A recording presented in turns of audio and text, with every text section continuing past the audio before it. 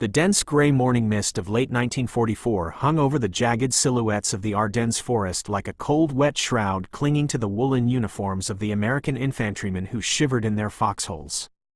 Across the valley within the command bunkers of the German 5th Panzer Army, officers of the Wehrmacht were meticulously finalizing the tactical plans for Operation Herbstennebel, the massive winter counteroffensive designed to split the Allied lines and seize the port of Antwerp. The German commanders, from the veteran colonels to the aristocratic generals of the Oberkommando der Wehrmacht, operated within a military culture defined by centuries of Prussian tradition and a rigid yet sophisticated doctrine of mission-type orders known as Auftragstaktik. This doctrine, which allowed junior leaders to exercise initiative within a clear strategic intent, was considered the pinnacle of military professionalization. However, as the German intelligence officers analyzed their previous encounters with the United States Army in the hedgerows of Normandy and the plains of Lorraine, they were confronted with a tactical phenomenon that they found entirely inexplicable. They could not understand how American small units consisting of a dozen men led by a mere sergeant could continue to fight with aggressive coordinated lethality long after their senior officers had been killed and their radio communications had been severed.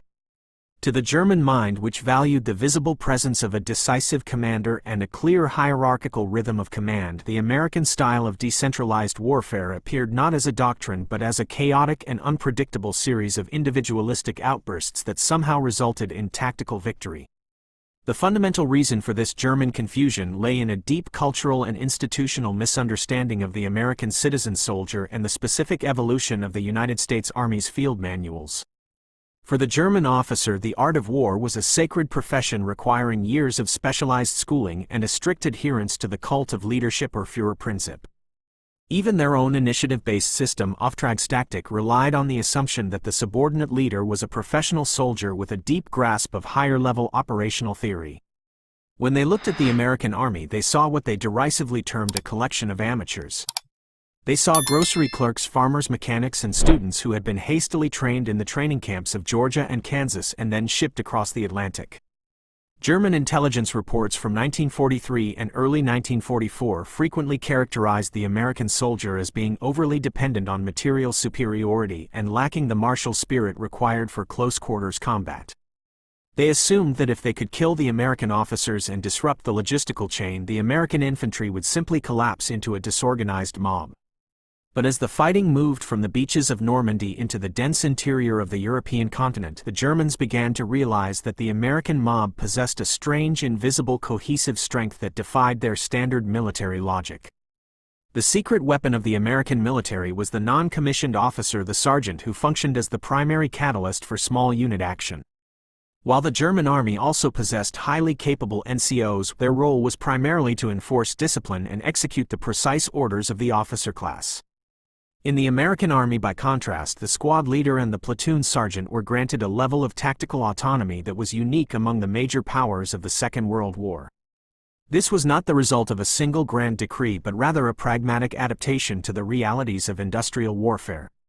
The American military realized early on that in the chaos of a modern battlefield characterized by high explosive artillery and rapid-fire machine guns, the ability of a central commander to direct every movement was a myth. Therefore, the training of the American infantrymen was centered on the concept of the squad as a self-contained problem-solving unit. A 12-man American squad was not just a collection of riflemen but a modular team built around the firepower of the M1 Garand semi-automatic rifle and the Browning automatic rifle, or BAR. The squad was trained to recognize a tactical problem such as a concealed German machine gun nest and solve it without waiting for a formal order from a captain or a colonel. This decentralized problem-solving mindset was a direct reflection of the American democratic society from which these soldiers were drawn. The United States in the 1930s and 1940s was a culture that celebrated individualism, pragmatism, and the ability to fix machines. This national character translated directly into the foxhole. When an American squad found its radio lines cut and its lieutenant dead, the sergeant did not wait for a messenger to arrive with new instructions. He analyzed the terrain, he identified the enemy's weak point, and he directed his men to flank and destroy the opposition. To a German observer watching through binoculars from a distant ridge, this looked like a total breakdown of military order. They saw soldiers moving in small disjointed groups without the traditional formations of a disciplined assault. They saw what appeared to be a lack of direction. But what they were actually witnessing was the highest form of tactical flexibility, the ability of a small unit to operate as an independent entity based on a shared understanding of the immediate objective. The Germans could not explain this because they were looking for a commander to issue a command when the command had already been internalized by the men at the lowest level of the hierarchy. The mechanics of the American infantry squad's combat drills further complicated the German assessment. The American Field Manual FM 100-5 emphasized the principle of fire and maneuver, which at the squad level became a sophisticated dance of suppression and flanking. While one half of the squad utilized their semi-automatic M1 Garand to pin down the German defenders with a volume of fire that far exceeded what a comparable German unit armed with bolt-action Karabiner 98 rifles could produce, the other half of the squad would crawl through the brush to gain a position from which they could use grenades and close-quarters fire to finish the job. This required a high degree of trust and communication between individual soldiers. The Germans often noted in their post-combat reports that American infantry seemed to possess a sixth sense for coordinating their fire without visible signals. This invisible coordination was actually the result of thousands of hours of repetitive training in the United States and England, where squad leaders were taught to read the flow of battle and adjust their tactics on the fly. The German command structure, which was designed to push orders from the top down, found itself constantly reacting to an enemy that was pushing decisions from the bottom up. The role of technology also played a significant part in this decentralized fighting style. The United States was the most mechanized and radio-dense army in the world. The widespread deployment of the SCR-536 handy-talkie and the SCR-300 walkie-talkie allowed even small units to maintain a level of horizontal communication that was unprecedented. However, even when these radios failed, the American doctrine of the squad leader taking the initiative remained intact. German intelligence units specialized in eavesdropping on American radio traffic were often confused by the informal and seemingly undisciplined language used by American troops. They heard sergeants and corporals discussing tactical decisions using slang and nicknames, often sounding more like workers on a construction site than soldiers in a life or death struggle. The Germans interpreted this as a lack of professional military bearing, failing to understand that this informality was actually a highly efficient method of rapid communication that allowed for the quick dissemination of complex ideas in the heat of combat. As the war entered the harsh winter of 1944, the Germans attempted to exploit the perceived American weakness of decentralized command during the Battle of the Bulge. They believed that by creating a massive chaotic breakthrough, they could induce a total panic in the American rear and cause the entire command structure to disintegrate. They deployed specialized units of English-speaking saboteurs behind American lines under the command of Otto Skorzeny to cut telephone wires and flip road signs, hoping to paralyze the American decision-making process. For a few days, the plan seemed to work as chaos reigned in the higher headquarters. But then the German offensive ran into the unforeseen obstacle of the American small unit initiative. At dozens of isolated crossroads and tiny Belgian villages, small groups of American soldiers who had been cut off from their parent units did something the German planners had never accounted for. They stopped, they organized themselves, and they fought. At places like Bastogne and St. Vith, the German columns were delayed not by a massive coordinated counteroffensive from General Eisenhower, but by the stubborn independent actions of individual squads and platoons who decided on their own that they would not retreat. A German colonel who was part of the 6th Panzer Army later recounted his frustration at trying to capture a vital bridge held by a single platoon of American engineers. He noted that even after his artillery had pounded the American position and his tanks had moved in to finish the survivors, the Americans continued to fight from the rubble. He described how every time he thought the American resistance had been decapitated, a new leader would emerge from the ruins to direct the fire. He could not find the head of the snake because in the American army every sergeant was a potential head. This was the brutal reality that the German high command could never fully reconcile with their own theories of warfare. They had built a military machine that was a masterpiece of vertical integration and professional hierarchy, but they were fighting a society that had built a military machine based on horizontal resilience and localized problem solving. The German generals could explain the movements of American divisions and the logistics of the American Air Force, but they could never truly explain why a 20-year-old corporal from Ohio would continue to hold a muddy ditch against a Tiger tank after every officer in his chain of command had been silenced. The inability of the Germans to grasp this concept was also a reflection of the differing objectives of their military training. The Wehrmacht trained its men to be part of a grand historical struggle for the state where their individual identity was subsumed by the needs of the Volk. The United States Army trained its men to win the war so they could go home and resume their lives as private citizens. This pragmatic goal-oriented focus meant that the American soldier was not interested in the aesthetics of a perfectly executed military maneuver. He was interested in what worked. If a tactical problem could be solved by calling in an overwhelming amount of artillery or by using a bulldozer to bury a bunker, he would do it without hesitation. The Germans often complained that the Americans fought unfairly or that they were cowards who relied on machines instead of bravery. This was a classic defensive psychological reaction to the fact that the Americans were fundamentally redefining the nature of combat. The American squad was a tool of industrial efficiency applied to the messy reality of the battlefield, and its lack of traditional military order was not a flaw but its greatest strength. The German intelligence service Fremdheere West, which was responsible for analyzing the Allied armies, spent much of the war trying to categorize and predict American behavior. They produced thousands of pages of detailed reports on the organization of American divisions and the technical specs of American equipment. But their analysis of American psychology and command culture remained remarkably thin and filled with contradictions. They frequently oscillated between describing the Americans as soft and easily broken and describing them as tenacious and unpredictably aggressive. This inconsistency was a symptom of their failed paradigm. They were trying to measure a decentralized system using a centralized yardstick.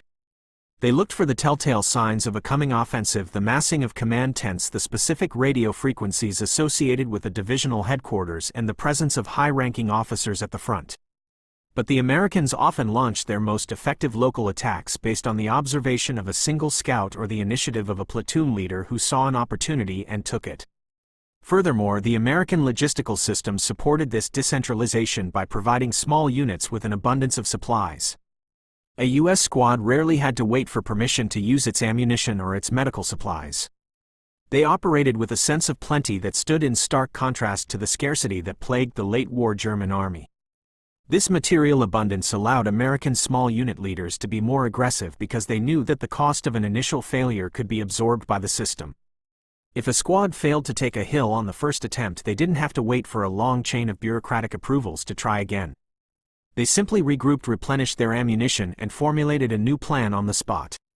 To the German soldiers, who were often surviving on horse meat and a handful of rifle rounds, the American way of war looked less like a military operation and more like a relentless factory production line that just happened to be moving through the forest. In post-war interrogations, many German generals expressed a profound respect for the American NCO and the resilience of the American small unit. They admitted that the Americans were far more flexible and innovative than they had initially believed.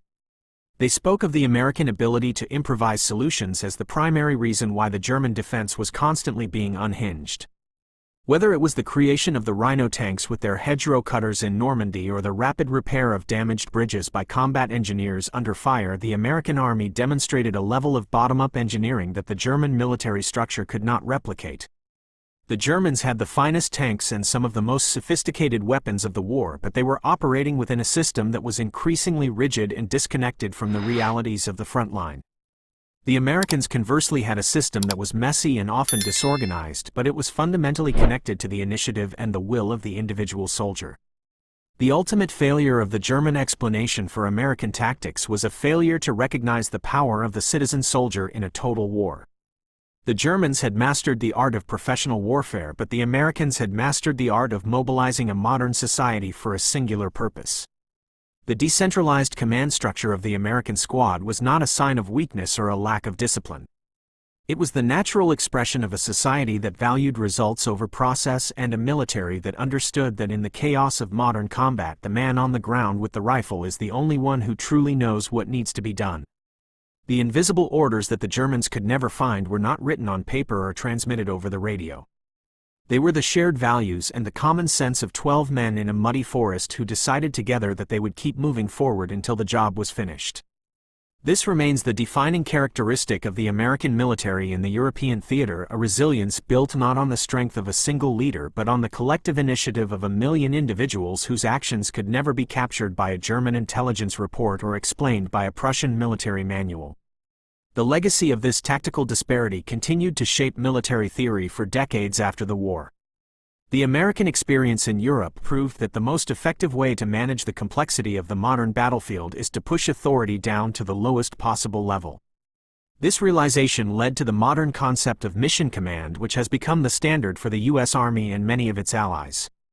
The Germans, who had pioneered the early versions of this idea, found themselves defeated by an enemy that took the concept to its logical extreme and applied it with the weight of an entire industrial civilization.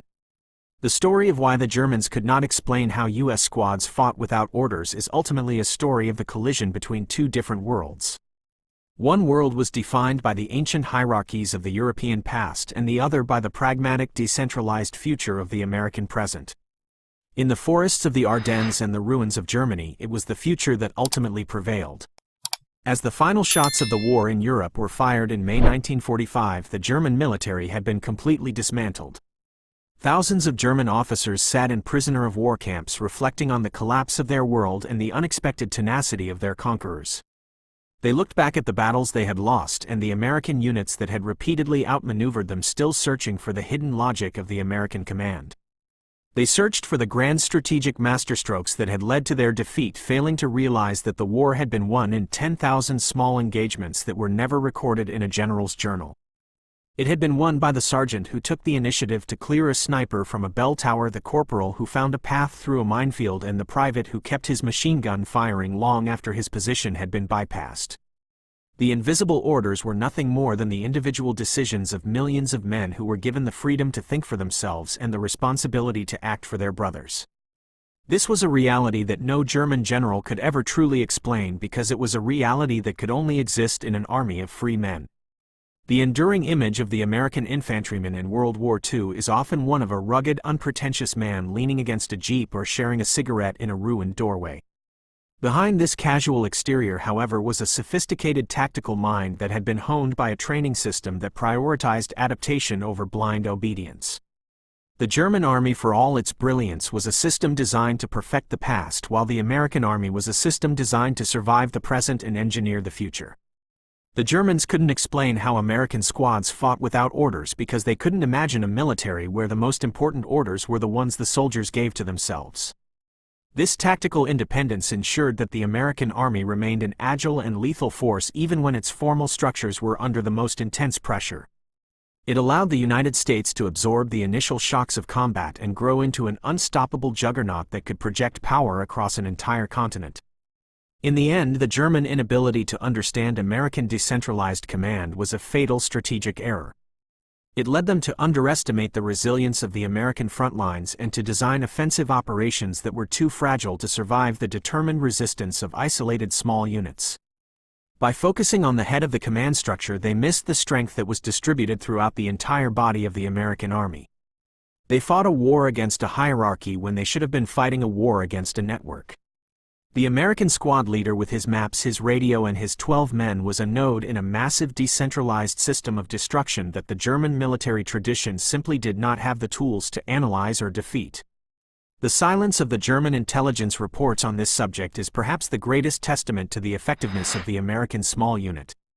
It was a force so revolutionary and so fundamentally different from everything that had come before that the best military minds of the Third Reich could only watch in silent confusion as it dismantled their empire one foxhole at a time. The historical records from the final months of the war are filled with accounts of German units surrendering to American formations that were operating far in advance of their support lines. These German commanders often expressed shock when they realized they were surrendering to a junior officer or a senior NCO whose unit had been operating on its own initiative for days. They looked for the massive logistical columns and the elaborate headquarters that they associated with a successful offensive, and found only a few dusty Shermans and a company of tired infantrymen who were already planning their next move. This disconnect between expectation and reality was the ultimate manifestation of the German misunderstanding of the American way of war. They could not conceive of a victory that was not managed from a central point of control, and yet they were being defeated by a victory that was being manufactured at the front line by the very men who were doing the fighting. This decentralized lethality was not just a product of training but also of the American experience with the Great Depression. The men who fought in World War II had grown up in a time of severe hardship that required constant improvisation and the ability to make do with whatever was at hand. This lived experience made them naturally inclined to look for practical solutions to immediate problems. When they entered the army, they brought this mindset with them. They viewed a military obstacle not as a test of their devotion to the state but as a practical problem to be solved so they could move on to the next task. This psychological resilience was the foundation upon which the American Small Unit Initiative was built. It gave the American soldier the confidence to act on his own judgment even when the situation was dire. The Germans, whose training was designed to produce a specific type of soldier who fit into a specific type of system, were ill-equipped to deal with an adversary who was constantly changing the rules and acting outside the established norms of military behavior. The final synthesis of why the Germans could not explain the American style of combat comes down to the difference between a military that is a machine and a military that is a community. The German army was a machine of incredible power, but a machine is only as good as its operators and its internal components. When the operators were killed and the components were damaged, the machine stopped working. The American army, however, was a community of soldiers who shared a common goal and a common set of practical skills. Because they were a community, they could rearrange themselves and find new leaders and new ways to fight whenever the situation changed. They were not dependent on a central brain to function. They were a collective intelligence that was distributed throughout the entire organization. This organic resilience was the ultimate secret weapon of the United States in Europe. It allowed the Americans to endure the most brutal conditions and the most determined counterattacks and to emerge victorious in a war that the German High Command believed they had every right to win. The invisible fire and the invisible orders were the same thing: the collective will and the individual initiative of the American citizen soldier.